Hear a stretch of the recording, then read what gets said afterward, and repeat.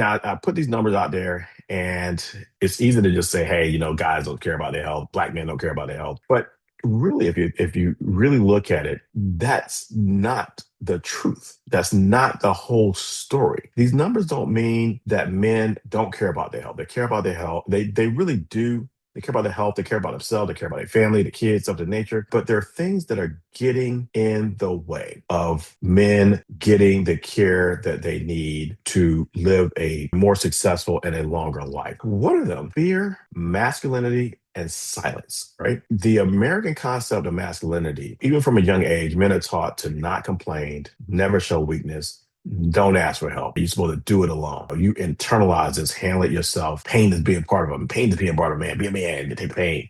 And doctors are for when something is really, really wrong. That's not for, yeah, you're not just going over there for no stub toe. Yeah, wrap it up with some duct tape, keep going, right? So for men, especially black men, going to the doctor is like you're surrendering, right? Admitting defeat. That's the internal messaging that goes on in there. So it's kind of what we do, right? It's what we do. Because, for some men, avoiding the doctor is a safer a space that you feel like you control more than hearing bad news. It's like, I'd rather sit here and suffer than to go in and somebody tell me I got cancer, I got heart issue, I got whatever that is, right? So for some men, that silence is that safe space. I still got some level of control as long as I can stand up, right?